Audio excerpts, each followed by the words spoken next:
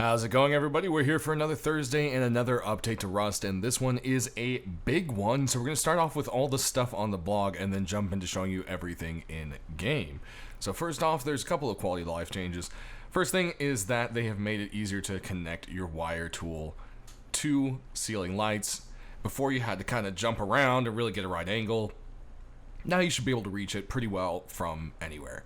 Also, barricade placement has now been improved as it comes to rocks and dirt roads. So that is a nice thing there. The next thing is going to be huge. This is something you might want to give a read over if you use the NPC vendors in the game at all, because this is a big change. So we now have what's called dynamic vendor pricing.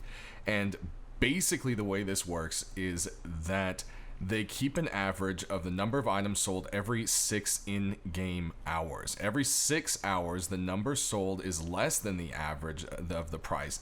The item will drop in price and become on sale. Like you can see this 40% off right here. Then for the next 6 hours, down to a minimum of 50% off at most. So if no one's really doing anything with it, it can become a total of 50% off.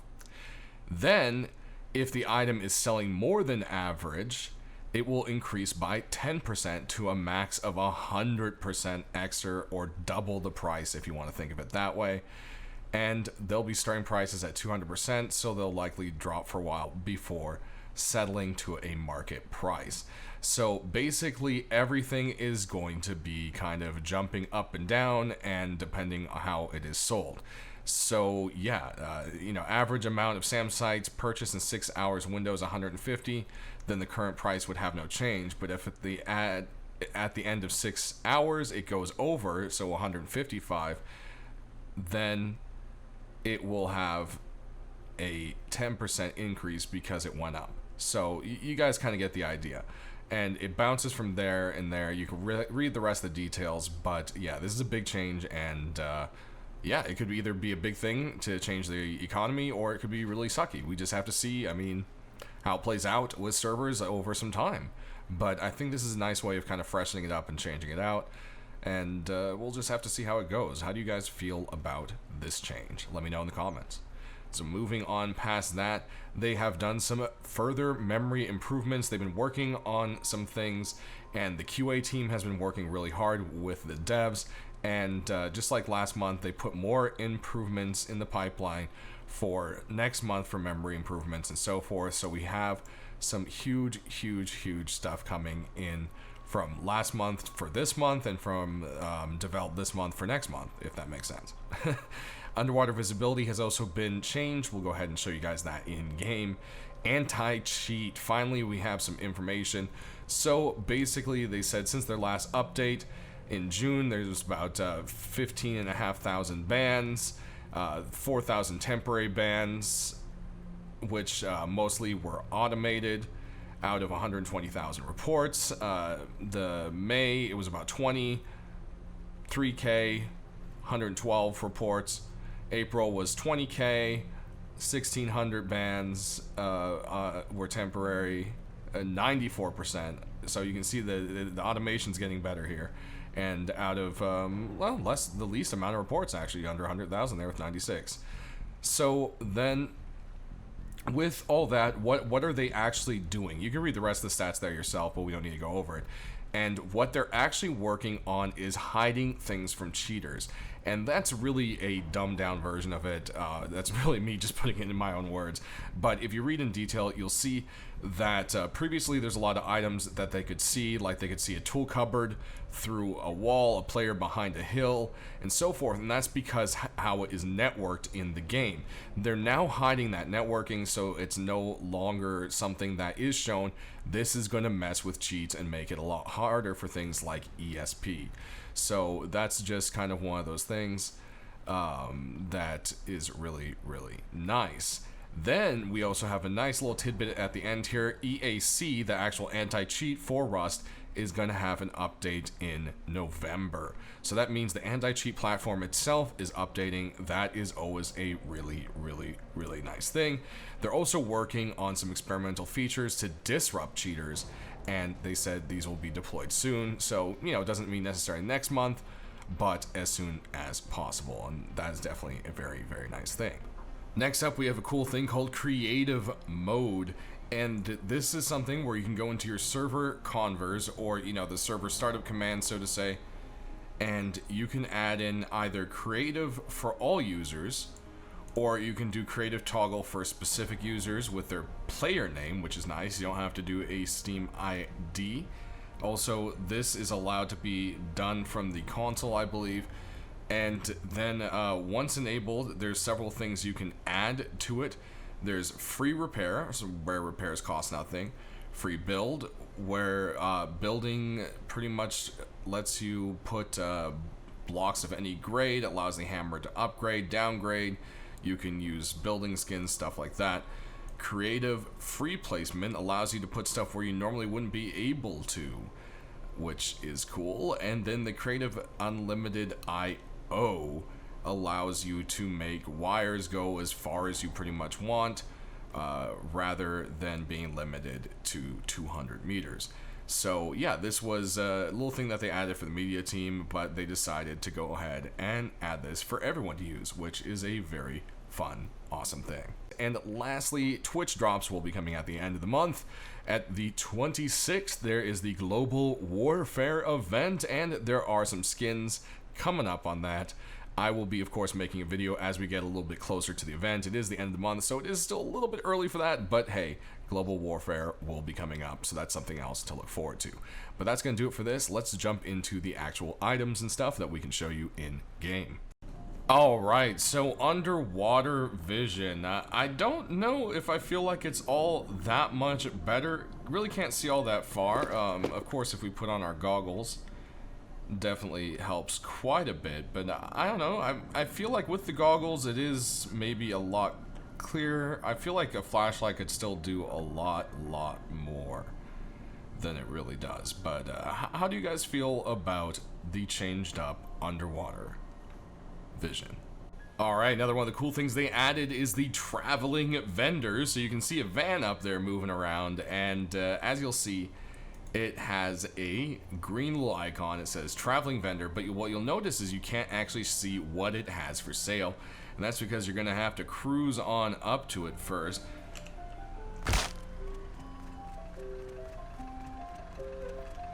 Oh, the music, isn't that great?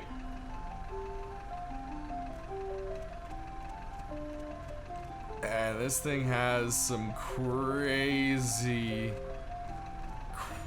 protection going on here. Look at those turrets, man. I want those for my car. And then we've got some other kind of like beam coming out of the middle here. Like, you don't want to mess with this thing. It does have a safe zone around it. If you try to block it, it will just plow through stuff, so you can't really block it. It'll stick around for a few minutes, but if you linger too long, it will just keep going. And basically, it's just going to have random stuff for sale, and every time it spawns, it can be different. It just kind of chooses from the list. It could be some really amazing stuff. It could be kind of basic stuff. And yeah, if you kind of try to troll it by constantly stopping it, it's going to put you on a temporary ignore list. They've thought of most things to kind of stop the trolling, and this is just a very fun thing. And if we kill our lights,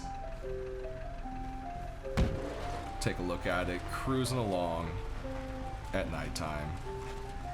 There it goes off into the distance. Alright, next up we've got two new items, and they're some interesting ones. It is the prisoner hood and handcuffs. These are some things that have been quite old for a while and been poking around in the files for some ancient amount of time, but they're finally here. And yeah, we're gonna just jump into taking a look at what they are and how they work. If you find a hood, it's going to cost you 20 to research it, and it is a workbench level 1, nice and simple. Cuffs are going to be workbench level 2, costing you 75 to learn. So if we go ahead and take a look at the tech tree at level 1, you'll see the hood is down here right next to leather gloves. And if we look for the handcuffs, they're going to be right after prison cells, which completely makes sense. So there's now also an extra thing. It's now between prison cell and hatch. So that's something to kind of consider. There's an extra little space there of cost now to getting to hatch to keep in mind. But with that, of course, we want to look at what their crafting is. So if we look at handcuffs, you'll see it's 70 metal frags, and that's about it. Nice and simple. And then if we take a look for the hood, it's going to be 20 cloth.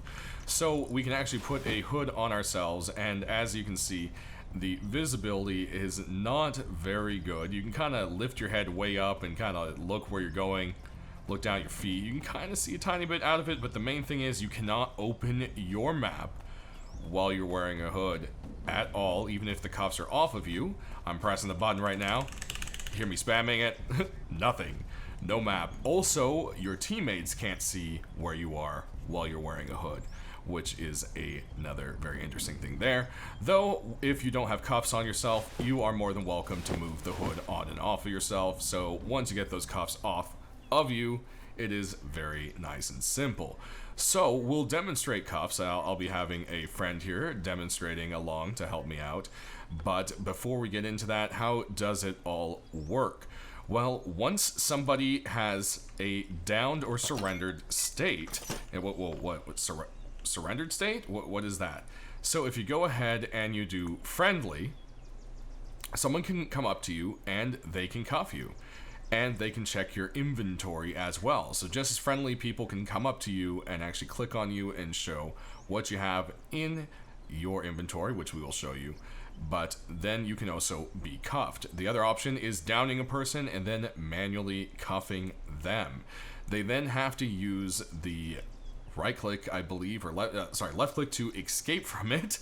And that can be interrupted by pushing the player, hurting the player, or so forth. And yeah, so it takes about, I believe, 60 seconds to get out of the cuff, so about a minute.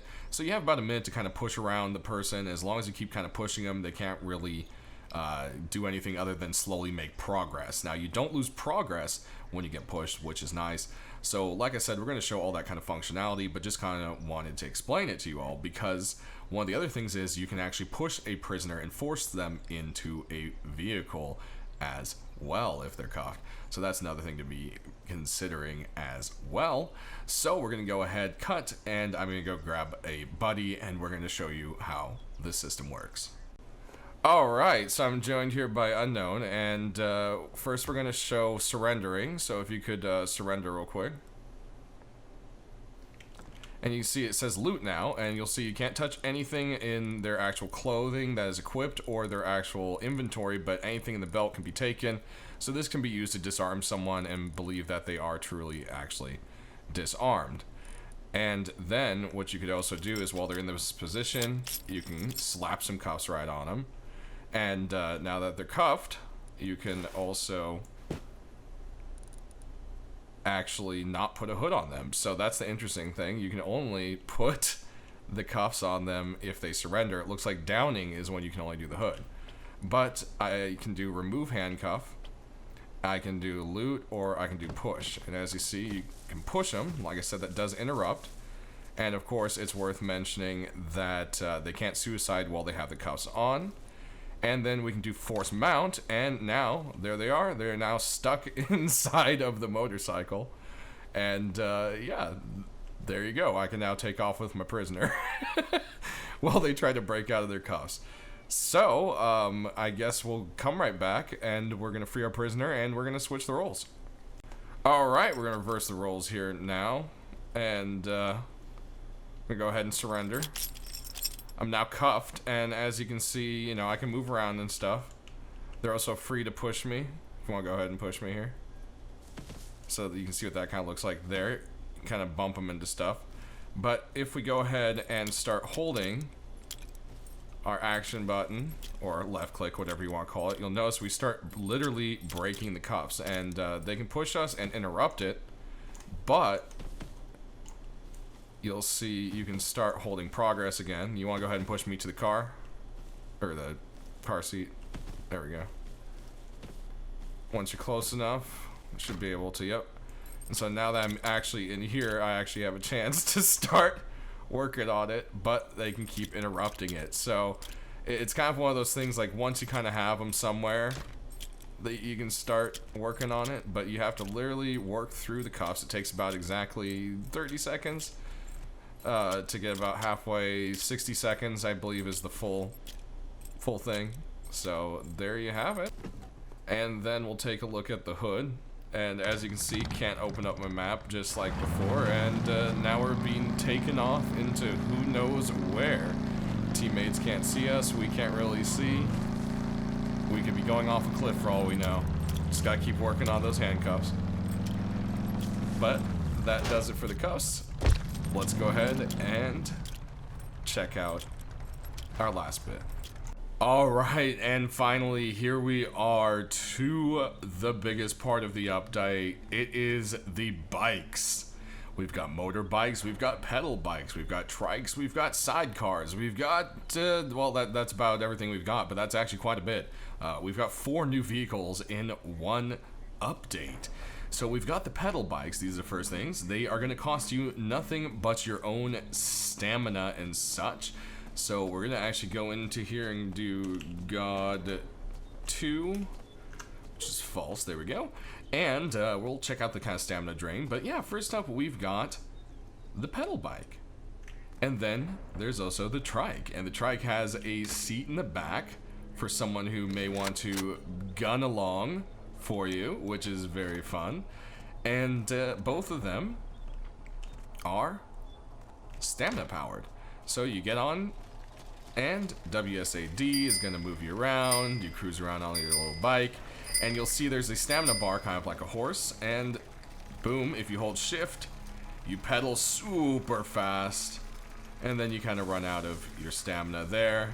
You can pretty much kind of run through bushes and stuff. I don't recommend hitting anything else. Also, you'll notice going uphill that the stamina bar will actually kick in automatically once you hit a certain amount of incline. I don't know if this one's going to be enough incline for that. Oh, it kicked in just for a split second there at the top of the hill.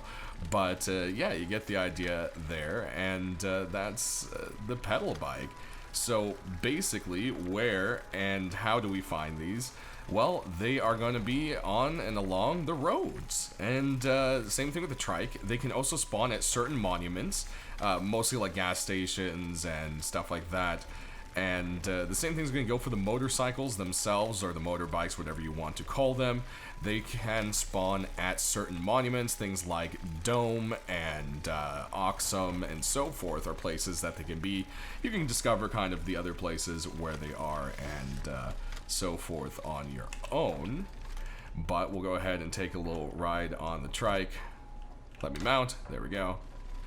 Just kind of show the difference. It does handle a little slower, as you can see. Still very, very, very fun. So we can pop off of that. And let's take a look. Let's back that on up at the motorcycles themselves. So yeah, these look so cool. They've done a really good job once again with the art team. These boost, of course, a headlamp and a fuel tank, so you're gonna need to pop in some fuel, and for some reason it is allowing a full stack of 1,000 to go in there. I don't think that's meant to be, but we'll just see how that goes. But we'll get our stack of 500 in there, and we'll mount on our motorbike. There we go. Looks like our fuel tank is full. F, of course, is going to be your flashlight. And oof. Alright, this thing's a lot faster than I thought it would be. Now you want to be very careful about hitting stuff, because you can take some serious damage. Take some damage to the bike as well as itself. You see it only has 300 health, so it can be taken out pretty easily. I'd say about, 2 well-aimed clips of an AR or so, or a little more depending on the person's aim, of course. And there used to be kind of like a shift boost for the motorcycle. Looks like it does not have that anymore. And it does not appear to have a horn, but the bicycle, I believe, does have a bell, which we kind of forgot to show you there. So we'll also kill our lights. Let's see how well the headlamp works. That's actually pretty good. Let's see, quite a bit of the road. We'll go ahead and turn some lights on again, and let's go hit something very hard. Like this, I don't know, a rock or something. Oh, we killed ourselves. Alright, well, there you have that. You hit something hard enough, it's gonna hurt.